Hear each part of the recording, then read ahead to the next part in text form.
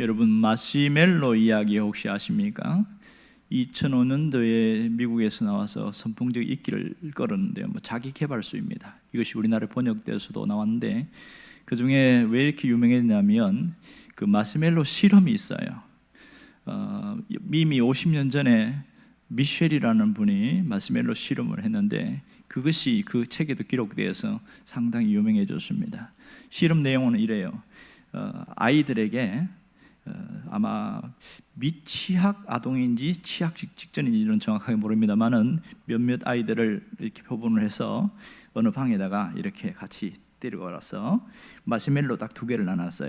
그리고 나서 얘들아, 너무 먹고 싶으면 1분이 지난 다음에 여기 종을 한번 땡 치면 이거 먹어도 돼. 하지만 둘 다 안 먹는 아이들에게는 한 봉지 줄게 이랬어요. 원문 책에는 보면 다 먹게 해줄게 이렇게 되는 것 같은데, 또 다른 부분은 그렇게 되더라고요. 이걸 안 먹고 참으면 요 어느 기간 동안에 더 많은 걸 줄게 이렇게 기대감을 줬어요. 그러고 나서 이분은 나가고 카메라로 이렇게 양쪽에 관찰을 하는데, 이 마시멜로 보면서 입맛을 다시는 아이들, 막 코를 킁킁거리는 아이들 몇 사람이 다 있는 거예요. 그래가지고 너무 침이 이거 먹고 싶어서 딱 1분 지나니까 종을 땡 치는 애들이 있어요. 너도 가고 너도 가고 막 이렇게 서로 하나씩 이렇게 하는데, 어떤 아이는 안 먹으려고 애를 쓰는데 막 하늘 보고, 그 다음에 막 딴 데 보고 덜어눕기도 하고, 그 다음에 눈 감고 자는 척하고, 그러면서 그 시간을 버티는 거예요. 그렇게 해서 나중에 딱 나오고 나니까 진짜 보상을 해줬어요. 이것 때문에 유명해진 건 아니고요, 이런 그 표본한 아이들을 10년 후에 이들이 어떻게 살고 있는가를 다시 한번 조사를 했습니다. 그랬더니 놀라운 결과가 나왔어요. 그 못 참고 먹었던 애들은 인내심이 부족하고 학습 어떤 성취도가 낮고 뭔가 자립심도 약하고 뭐 그렇다는 거예요. 그런데 끝까지 참고 안 먹은 아이들은 확 다르더라. 그래서 마시멜로 이야기가 상당히 유명해졌습니다. 이 마시멜로는 사람들에게는 하나의 일종의 유혹입니다. 또 가지면 너무너무 좋은 것이죠. 그러나 그것을 인내하는 것은 성공하는 가는 길이다, 막 그런 얘기를 담고 있는 것 같아요. 오늘 성경에 보면 예수님에 대한 시험이 있습니다. 시험은 테스트와 유혹이 있는데, 여기서는 유혹입니다. 예수님이 시험받은 유명한 사건은 교회 다니는 사람들은 거의 다 압니다. 그런데 예수님이 시험 받을 때 언제 시험 받느냐? 성경에 보면, 앞에는 읽지 않았습니다만 1절에 보면 그때에 그랬어요. 그때가 언제냐면 바로 3장에 예수님이 세례 요한에게 세례를 받고 난 이후입니다. 세례를 받고 난 이후에 주님께서 광야로 가셔서 유대 광야에서 40일 동안 지냅니다. 제가 유대 광야를 버스 타고 한번 지나간 적이 있는데 아무것도 없어요. 풀 한 포기도 없고요, 물은 아예 없어요. 야, 이것은 금식이 아니고 단식이구나. 사람이 단식을 하게 되면 최장 살아날 수 있는 시간이 9일에서 10일이랍니다. 그런데 40일 단식을 하면 거의 죽습니다. 그런데 예수님이 금식을 하셨다, 이렇게 나와 있어요. 자, 금식이 끝난 이후에 누가 먼저 찾아왔습니까? 3절에 보니까 시험하는 자가 찾아왔다 그랬습니다. 그 시험하는 자가 누굽니까? 성경은 마귀다, 이렇게 이야기하고 있어요. 마귀가 제일 먼저 찾아왔습니다. 희한하지요? 시험하는 자가 찾아왔다는 건 상당히 충격적입니다. 여러분, 우리가 창세기를 읽어보면 에덴 동산에도 모든 것이 갖추어졌을 때 시험하는 자가 찾아왔어요. 그가 뱀에게 들어가서 유혹하기 시작합니다. 그래서 에덴 동산의 비극은 거기서 시작되었습니다. 그런데 이 시험하는 자, 이 사람이, 이 자가 누구에게 찾아온 거예요? 예수님을 찾아와서 예수님을 시험하고 있습니다. 자, 언제 시험했습니까? 40일간 금식한 이후에 초췌하고 아주 힘든 그 지경에 찾아와서 시험을 합니다. 여러분, 영은 가장 충만했겠지만 육신은 약해져 있습니다. 우리는 흔히 그런 생각해요. 사람이 시험이 드는 것은 영적으로 병들어서 그렇다, 이런 생각을 하고 그렇게 말합니다. 여러분, 마귀가 영혼이 피폐해지고 바닥날 때만 시험합니까? 충만할 때도 시험합니까? 둘 다죠. 마귀의 시험은 때와 장소와 영적 상태 가리지 않습니다. 아무나 직분 상관없이 누구나 시험합니다. 새신자도 시험하고 오래 믿은 성숙한 사람도 시험하고 똑같이 시험합니다. 그런데 한번 딱 걸리면 여지없어요. 이 마귀는 시험에서 자비라는 게 없어요. 무작정 몰아쳐버립니다. 짓밟힐 때까지, 완전 바닥에 꼬꾸라질 때까지 그렇게까지 시험을 한다는 것이 마귀의 특성입니다. 결국은 마귀는 어떤 존재냐? 사람을 시험하는 존재다. 이런 걸 알 수 있겠지요. 자, 지금 예수님의 상태를 보세요. 영적으로는 충만했지만 육신적으로는 너무 쇠약해진 상태입니다. 이때 와서 극도의 배고픔과 혼미함 속에 있을 수 있는 그런 육체적 쇠약함 속에서 시험을 하는데, 그 시험의 내용이 뭡니까? 오늘 우리는 세 가지 중에서 첫 번째 시험을 보고 있습니다. 3절에 보면 뭐라고 이야기해요? 네가 만일 하나님의 아들이어든, 첫 번째가 이런 문제예요. 만일 하나님의 아들이어든. 자, 보세요. 조금 전까지 40일 전에 예수님이 세례를 받았잖아요. 세례를 받을 때에 하늘이 열리고 성령이 비둘기같이 그 위에 임했고, 그리고 위에서 소리가 나기를 이는 내 사랑하는 자요 내 기뻐하는 자다. 이런 엄청난 일들이 있었어요. 하나님의 아들인 것이 인정됐는데 마귀가 와서 네가 만일 하나님의 아들이거든 이렇게 말합니다. 이 말은 예수님이 하나님의 아들이라는 신분에 대한 흔들림입니까? 아니면 예수님이 하시는 역할에 대한 문제를 흔들고 있습니까? 두 번째가 맞습니다. 신분 자체를 문제를 일으키는 게 아니에요. 네가 만일 하나님의 아들이든 증명해봐라, 그것이 아니라 예수님의 관심사를 다른 곳으로 돌리려는 것이 목적이었습니다. 그 다음에 명쾌하게 뭐라고 그러냐면 진짜 하나님의 아들이면 돌을 떡으로 만들어 먹어보아라 이렇게 이야기합니다. 여러분, 돌을 떡으로 만들어 먹어라. 여기서 우리가 의문점을 갖게 돼요. 마귀가 왜 이런 시험을 했을까? 예수님에게는 너무너무 쉬운 문제잖아요. 돌을 떡으로 만들어 먹는 거 정말 쉽습니다. 그거는 이거는 너무너무 쉬운 건데 왜 하필이면 마귀가 이렇게 쉬운 것으로 시험을 했을까? 그거는 어려운 걸 문제를 내야 예수님이 못 맞히고 못하는 그런 걸 해야 좀 더 시험거리 되는데 너무너무 쉬운 것을 냈다는 게 특징이고요. 또 하나는 마귀의 시험에 예수님이 맞대응하지 않았습니다. 성경을 보면 예수님이 맞대응한 것이 아니라 뭔가 조금 회피하려는 듯 피하려는 그런 모습을 보이고 있다는 거예요. 네가 뭔데 나한테 시험을 하냐 이러면서 되돌아야 되는 게 맞잖아요. 그런데 예수님이 살짝 피하는 느낌이에요. 4절에 보면 뭐라고 이야기합니까? 예수님이 대답하여 이르시되, 그냥 기록되었을 때 이런 얘기만 하고 있습니다. 자, 맞대응하지 않는 이유가 뭘까요? 우리가 좀 답답함을 느껴요. 또 이때가 기회예요. 무슨 기회죠? 마귀에게 예수님 자신이 하나님의 아들인 것을 말할 수 있는 기회, 증명할 수 있는 기회입니다. 그러면 내가 하나님의 아들이다 이것을 증명할 수 있는데 그 얘기를 안 하시는 거예요. 답답하지요, 보면. 그러면 왜 예수님이 피하는 것처럼 그렇게 행동하실까? 예수님이 능력이 있으신데 지금은 능력을 나타낼 때가 아니라서 그런가? 왜 이런 시험이 오면 정면으로 뭔가 부딪히는 것이 맞는데 자꾸만 그렇게 외면하는 것처럼 보일까? 그것이 답답함이 있단 말이에요. 주님이 왜 그랬을까요? 왜 이렇게 하시죠? 주의 능력이 없어서 그런가요? 아니잖아요. 예수님이 어떤 분입니까? 그분은 분명히 하나님의 아들입니다. 그분은 전능하신 하나님이십니다. 그러므로 시험이 올 때 얼마든지 이겨낼 수 있고 시험에 맞대응할 수도 있지만 안 하시는 데서는 분명한 이유가 있어요. 뭐예요? 시험을 당할 때에, 사탄이 시험할 때에 어떻게 이겨야 하는가를 우리에게 보여주는 겁니다. 사탄에 대해서 이 주님은 너무너무 잘 알고 있어요. 그는 너무나 교묘한 자라서 웬만한 것으로 못 이겨요. 그래서 우리가 이 땅을 사는 우리가 시험을 당할 때에 어떻게 이길 수 있는가를 주님이 보여주신 의도가 훨씬 강하다는 걸 잊지 말아야 합니다. 자, 마귀가 시험한 목적이 뭐예요?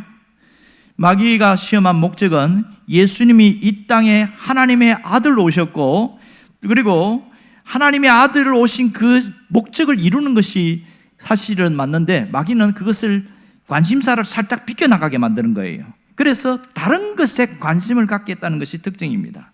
사실 이 마귀가 시험한 것은 예수님의 배고픔을 해결해 주는 것이 아닙니다. 마귀가 하는 말을 의도대로 따라왔을 때에, 그의 의도대로 모든 것을 했을 때에 그 심리는 뭐예요? 굴복시키는 것이 목적입니다. 그걸 주님이 간파하셨기 때문에 거기에 대응하지 않으신 겁니다. 지금 마귀가 시험하는 것이 뭡니까? 이 돌들을 떡덩이가 되게 하라 그랬어요. 돌들을 떡덩이가 되게 하라. 주님이 오신 목적을 지금 흔들어 놓고 있습니다. 주님은 돌을 떡으로 만들 능력을 갖고 있어요. 하지만 예수님이 오셨을 때 자신의 이익을 위해서, 자기 자신을 위해서 그런 능력을 사용하지 않으십니다. 그런데 그걸 사용하라고 하는 거잖아요. 그러니 시험이 될 수 있는 것이지요. 주님은 자신의 필요를 위해서 기적을 행사하지 않았다는 것을 우리가 눈여겨봐야 됩니다. 4절에 보면 주님이 어떻게 대응했어요? 오히려 정면 승부하지 않고 뭐라고 그러냐면 기록되었으되 이럽니다. 기록되었으되. 이 무슨 말입니까? 성경 말씀을 가지고 이야기하고 있죠. 이 사람이 떡으로만 살 것이 아니요, 이것은 신명기 8장에 나오는 말씀입니다. 모세오경에 나오는 그 말씀을 인용해서 얘기를 하고 있어요. 자, 여기서 사탄의 시험에 이길 수 있는 방법을 알려줬습니다. 사탄의 시험을 이길 수 있는 방법이 뭐라고요? 하나님의 말씀이다. 기록되었으되, 이것을 통해서 우리도 시험을 당할 때에 하나님의 말씀을 가지면 이길 수 있다. 믿습니까? 이 말씀의 권세는 능히 사탄을 이기는, 그 시험을 이기는 능력이 있다는 것을 보여주고 있습니다. 오늘 주님께서 이 시험을 이기는 모습을 통해서 우리에게 주시는 메시지가 뭘까요? 여기에 놀라운 신앙적 메시지가 있습니다. 그것은 마귀는 하나님의 아들이신 예수님도 시험했기에 우리도 시험을 하는 자다, 그걸 가르쳐주고 있는데요. 자, 특별히 우리가 자기 인생의 목적대로 살지 않고 하나님이 있는 목적대로 자기 마음대로, 자기가 원하는 대로 헛된 것을 위해서 살아가게 만드는 것이 마귀의 시험의 목적인 것을 잘 기억해라, 그 얘기하고 있습니다. 또 하나는 마귀는 우리가 소중히 여기는 것을 집착하게 만든다는 겁니다. 내가 소중히 여기는 그것에 집착해서 그것에 빠져들게 만든다는 거예요. 거기에 집착하면 사탄의 공격 대상이 됩니다. 사탄의 공격 대상. 여러분, 사탄은 언제까지 공격할까요? 무너질 때까지 공격합니다. 완전히 쓰러질 때까지 공격합니다. 그래서 사탄의 시험은 자비가 없다, 그렇게 이야기를 하는 겁니다. 얼마나 무서운지 몰라요. 하지만 주님은 우리가 시험을 이길 수 있는 비결을 알려주었습니다. 그것이 뭡니까? 하나님의 말씀을 채우면, 하나님의 말씀을 갖고 있으면 능히 시험을 이길 수 있습니다. 여러분도 하나님의 말씀으로 채워지기를 바랍니다. 우리가 사는 현실은 수도 없이 많은 시험들이 있어요. 특별히 내가 소중히 여기는 것 때문에 여기에 공격을 받는 일들이 많이 생깁니다. 내가 마귀의 여러 가지 시험, 다양한 모습으로 우리에게 찾아오는 시험들이 있는데 여러분은 얼마나 자주 이기고 있습니까? 우리가 시험이 아니라고 생각했는데 나중에 끝나고 보니까 아이고야, 이거 마귀의 시험이었구나, 이런 일들이 굉장히 많습니다. 왜냐하면 마귀가 두 뿔을 달고 막 흉측한 모습으로 시험이다 하고 들이밀지 않고 아주 사소한 모습으로, 그리고 전혀 다른 모습으로 보여줍니다. 때로는 사람을 통해서 마음이 상하게 하고 때로는 외적인 환경을 통해서 힘들게 해요. 관계가 뒤틀어지게 만들고 하는 일이 안 되게 만들고, 하여튼 마귀의 시험은 자신의 얼굴 보이지 않고 드러내는데 나중에 깨닫는 거예요. 나중에 그때 내가 이리 치고 저리 치고 그렇게 깨졌는데 그때 내 시험인 줄 알았으면 내가 정신 바짝 차릴 걸, 모르고 당하는 경우가 허다하다는 겁니다. 때로는 알면서도 못 이기는 경우가 또 많습니다. 자, 사탄의 시험 중에 가장 강력하고 가장 자주 시험하는 것 딱 한 가지가 뭐예요? 그게 사람은 떡으로 살아야 된다는 겁니다. 떡이 뭡니까? 먹고 사는 거죠. 이것은 없는 자에게는 가장 치명적인 약점이 돼요. 가진 자는 더 많이 갖고 싶은 욕망이 있어요. 그래서 이것은 소중한 것이고 중요한데 이것이 우리의 약점입니다. 우리의 아킬레스건이에요. 이 떡 때문에, 먹고 사는 문제 때문에 항상 걸려 넘어지는 경우가 굉장히 많습니다. 여러분, 사람이 배가 고프면 눈에 보이는 게 없어요. 한번 경험해 봤어요? 배가 고프면 눈에 보이는 게 없습니다. 제가 언젠가 7일 금식을 한 적이 있거든요. 7일간. 와, 7일 금식하니까 눈에 보이는 게 없습니다. 음식이라는 음식은 다 맛있어 보여요. 희한하지요. 내가 싫어하는 음식인데도 저게 그렇게 먹고 싶어요. 아, 그래서 그렇구나. 배고프면 눈에 보이는 게 없다. 여러분, 이만큼 배고픔이라는 것은 우리를 비참하게 만들어요. 여러분, 먹고 사는 문제가 해결되지 않으면 우리는 늘 잠자다가도 걱정해요. 그리고 이거 어떻게 해결하나? 해결될 때까지 떠나지 않아요. 고민이 떠나지 않습니다. 언제나 우리는 이런 현실적인 것 때문에 당연하게 여겨요. 왜? 먹고 사는 것이 우리의 기본 생활이니까. 문제는 사탄이 이걸로 시험한다는 거예요. 이걸로 시험할 때에 너 먹고 사는 게 우선이야. 그게 중요하니까 여기에 모든 것을 집중하는 게 맞지. 신앙은 뭐 하나님은 네가 안 믿는 것도 아니고 네가 언제나 네 마음속에 하나님이 있잖아. 그러니까 바쁘면 바쁜 대로 우선 먹고 사는 일에 집중해. 이것이 사탄의 우리에게 심어주는 생각입니다. 여기에 속는 사람 굉장히 많습니다.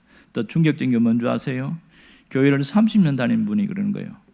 이제 교회 다닌 지 한 1년 다닌 분에게 열심히 교회 생활하고 주일날 예배드리고 하니까 사람이 융통성이 있어야지 왜 그 모양으로 사냐는 거예요.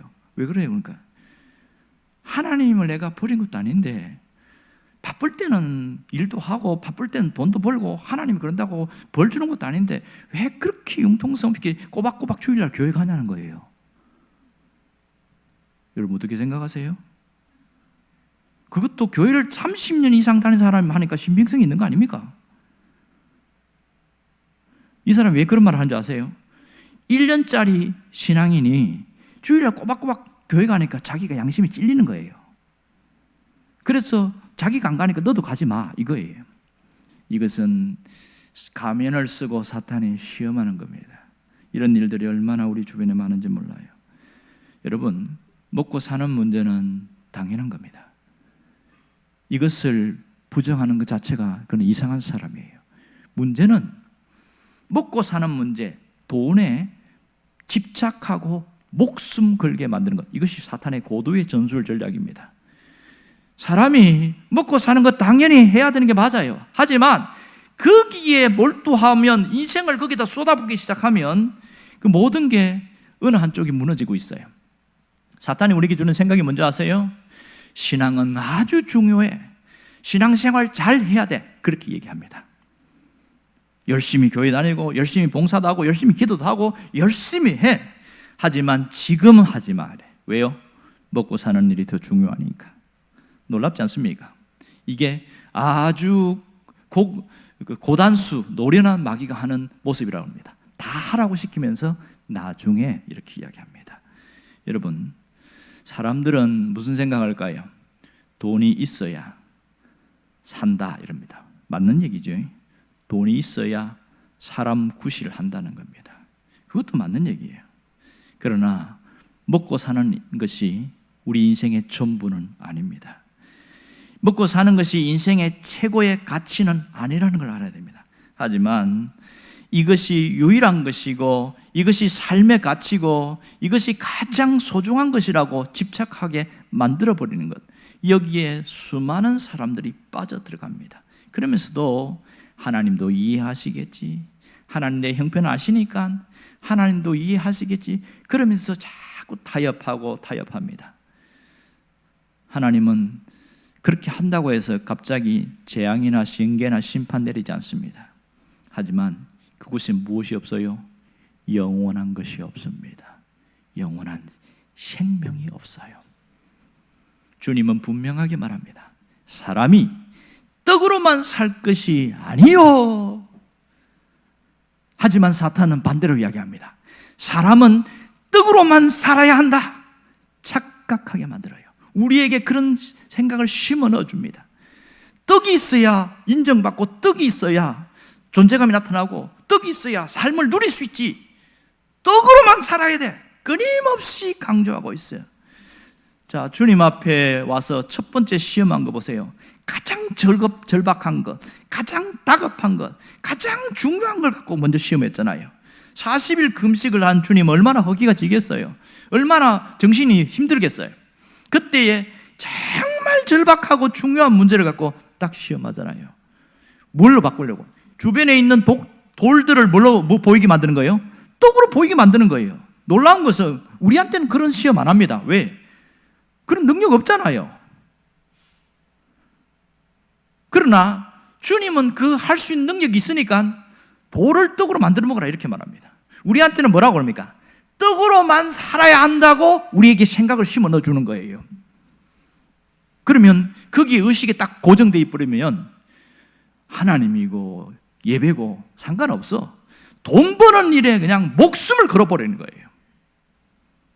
그런 사람이 얼마나 많은지 몰라요. 여러분, 사람이 정말 다급하고 중요한 일이 생기면 과연 주님처럼 할 수 있을까? 이 사단이 떡으로만 살 것, 떡을 시험했을 때 뭐라고 했어요? 하나님의 입으로부터 나오는 모든 말씀으로 살 것이니라 그랬어요. 하나님의 입으로부터 나오는 모든 말씀으로 살 것이다. 여러분, 내가 지금 허기지고 힘들고 지금 굉장히 어려운 상황, 사방에 쪼여오고 있는데 과연 나는 하나님의 입으로 나오는 모든 말씀으로 살 것이다, 그렇게 고백할 수 있나요? 여러분, 그렇게 고백하고 있습니까? 수많은 사람들이 하나님은 아시니까 이러면서 떡을 따라갑니다. 떡을 찾아갑니다. 여러분, 여기서 중요한 것은 주님은 우리가 떡이 필요하다는 것을 부인하지 않았습니다. 부정하지 않았습니다. 여기 자세히 보면 사람이 떡으로만 이렇게 했어요. 떡으로만 살 것이 아니다. 이 말은 떡 자체를 부정하거나 부인하지 않았다는 겁니다. 떡이 필요합니다. 먹고 사는 거 중요해요. 그래서 주님은 우리의 필요를 위해서 기도하라고 그랬어요. 주기도문에 보면 일용할 양식을 주옵시고 이렇게 기도하라고 이야기했잖아요. 그만큼 우리에게 떡이 중요하다는 걸 주님이 아시기 때문에 주님이 일용할 양식, 매일매일 먹을 양식을 위해서 기도하라 그렇게 이야기했습니다. 하지만 마귀는 떡에만 집중하게 만들어버려요. 하나님 말씀 신경 쓰고 괜찮아, 그거 지금 안 들어도 괜찮고 안 가져도 괜찮아, 지금은 떡이 중요해, 떡만 붙들면 돼. 그게 마귀의 시험입니다. 얼마나 교묘합니까?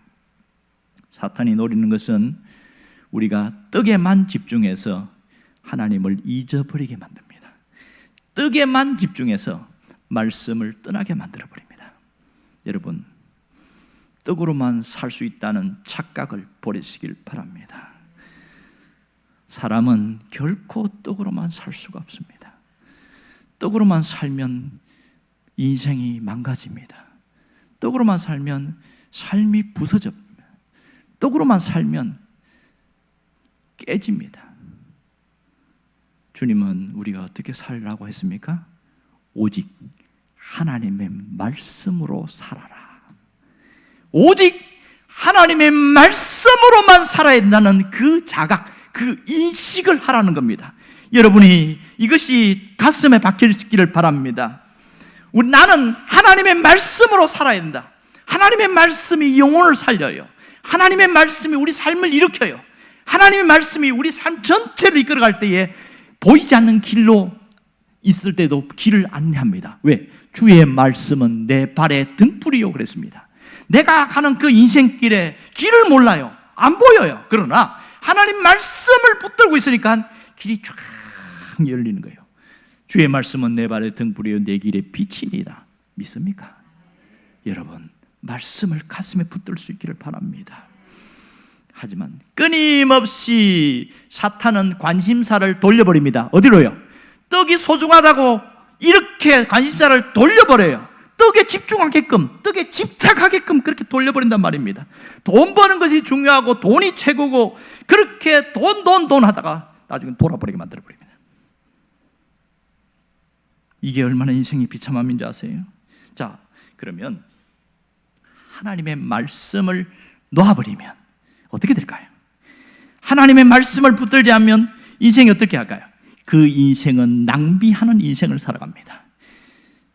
특히 신앙인들이 하나님의 말씀을 버리면 삶의 목적이 무너져버려요. 흔들려버려요. 그러니 인생이 망가지기 시작합니다. 인생 자체를 허비하는 인생, 낭비하는 인생을 살아가더라는 겁니다. 여러분, 하나님이 택한 사람도요, 하나님 말씀을 놔버릴 때에 인생이 무너지는 것들을 우리가 성경을 통해서 많이 봤어요. 구약의 초대 왕이던 사울 왕을 아시지요? 그는 왕이 없을 때 처음 하나님이 뽑고 뽑아서 왕을 세웠잖아요. 그는 이스라엘 전체에서 하나님이 지목해서 지명해서 세운 왕입니다. 수백만 명 중에 세웠어요. 괜찮은 사람 세웠습니다. 준수하고 능력 있고 리더십 있고 카리스마 강하고 나라를 이끌어갈 수 있는 제목이 되었고 그리고 겸손했어요. 그래서 세웠는데 이 사울 왕이 변질되는 순간은 어디서부터 된 줄 아세요? 말씀을 버린 그 시간부터였습니다. 하나님의 말씀을 버리니까 그 속에 뭐가 찾아오냐면 시기와 질투와 정오심이 찾아오기 시작한 겁니다. 정적을 죽여야 되겠다는 분노가 찾아왔어요. 그것이 그 사람 마음속에 잡히니까 가만히 있지 않고 갑자기 막 정신이 혼미하고 귀신이 들어갔다 나갔다 하고 이런 삶을 사는 거예요. 그의 40년 통치 가운데 38년은 그렇게 살아갔어요. 마지막에는 자살하고 죽었습니다. 하나님이 세운 지도자도 말씀을 버리니까 이렇게 비참해지는 거예요. 그렇다면 예수를 믿는 우리, 하나님께서 수많은 사람 중에서 우리를 선택해서 뽑아서 예수를 믿게 했어요. 그런데 내가 하나님의 말씀을 버리게 되어지면 사울 왕처럼 인생이 비참해진다는 겁니다. 말씀을 버리면 뭐가 우리 안에 담겨 있을까요? 욕심과 탐욕이 우리 속에 들어와 있습니다. 그리고 사람에 대한 정오와 미움의 감정들이 속에 들어와 있어요. 인간에 대한 불신, 배신, 원망 이런 것이 우리 속에 가득해 있어요. 그 인생 행복할까요? 그런 마음으로 예배당에 나왔을 때 그 문제 해결 안 하고 또 나가면 문제가 풀릴까요? 상황과 형편이 풀리냐고요. 하나님은 왜 내 기도를 안 들어주시냐? 이따위 소리만 하죠. 왜요?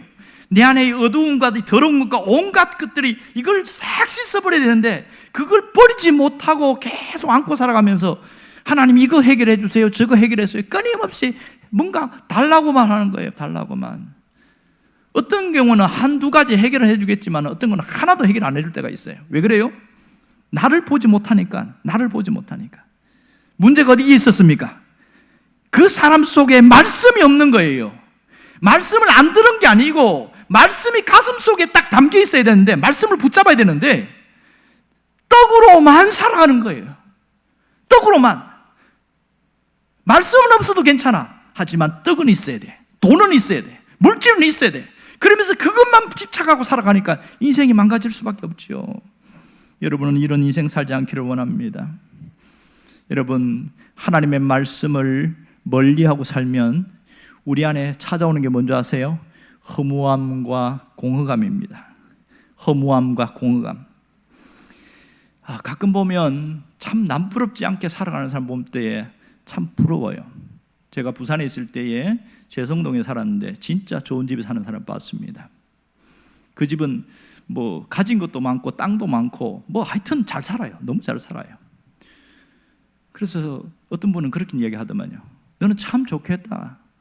시집도 잘 가고 좋은 남편 만나고 자식도 잘 되고 참 좋겠다. 너무너무 부러운 거예요. 그러니까 뭐 삶의 굴곡도 별로 없어. 그러니 아쉬운 게 없어요. 차 바꾸고 싶으면 좋은 차로 바꾸고, 집이 너무 그러면 또 바꾸고, 얼마든지 가능해. 얼마든지. 그래서 참 저렇게 살면, 저렇게 살다가 죽으면 너무너무 행복하겠다 그랬거든요.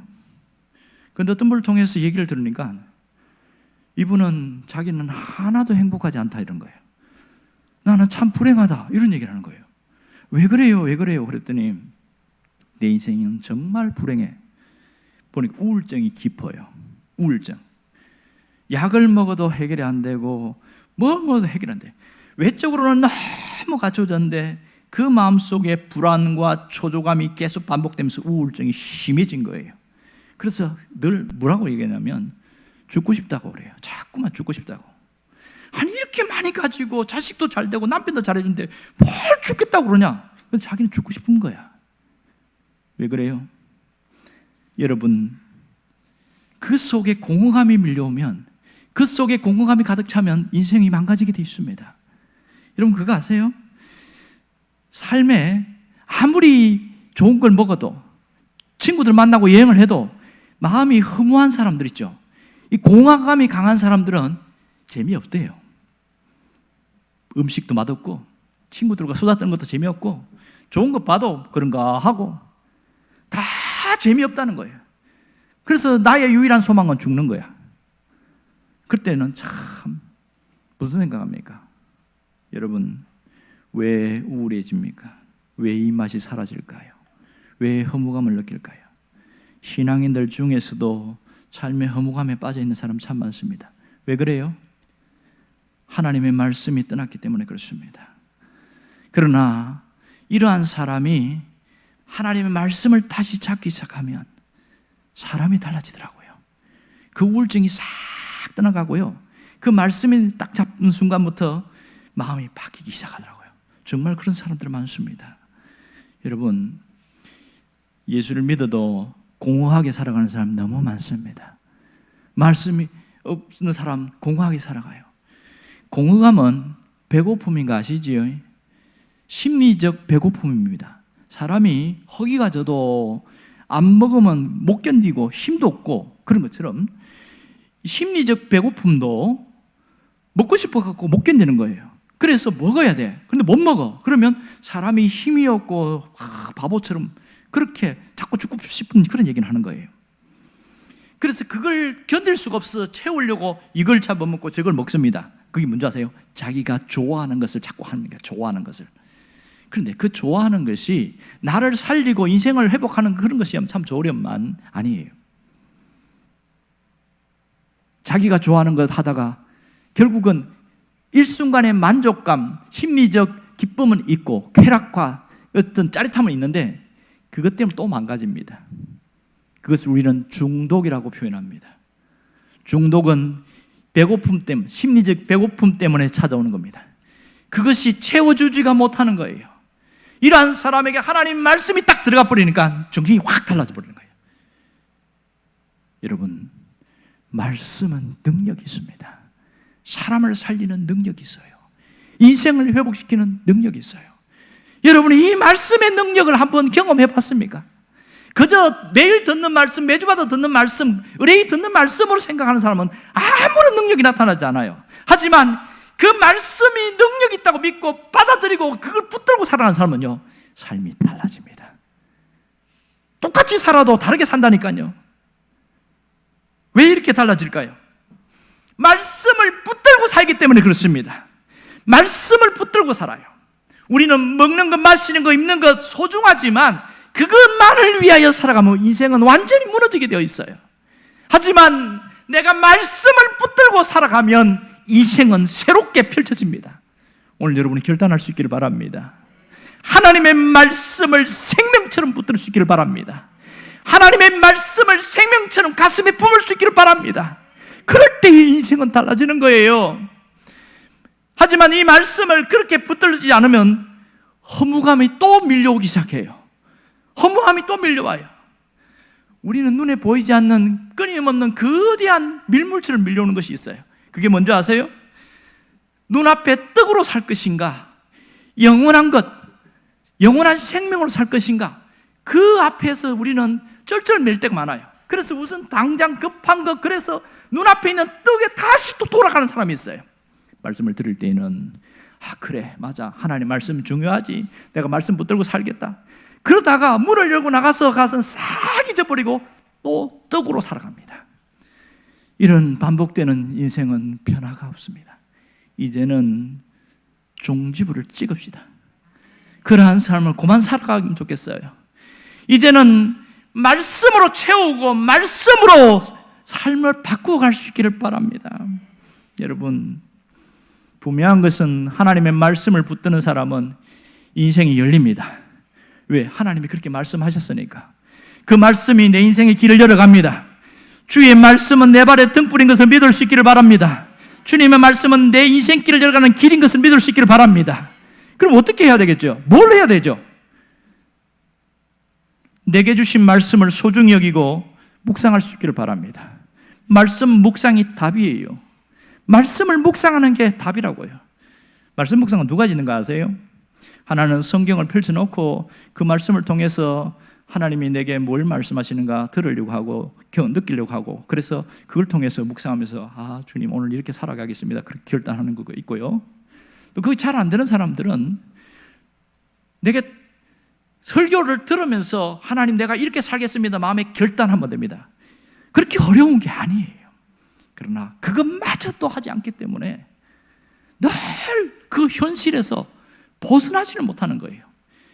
기도를 만능으로 생각하는 사람 오늘부터 종집을 찍기 바랍니다. 말씀이 없는 기도는 샤머니즘으로 빠질 가능성이 많습니다. 말씀이 없는 기도는 우리를 신비주의로 빠지게 만듭니다. 하지만 말씀이 있을 때에 기도는 능력으로 나타납니다. 여러분이 말씀의 능력을 붙들 수 있기를 바랍니다. 말씀 묵상으로 삶을 새롭게 단장할 수 있기를 주의 이름으로 축원합니다.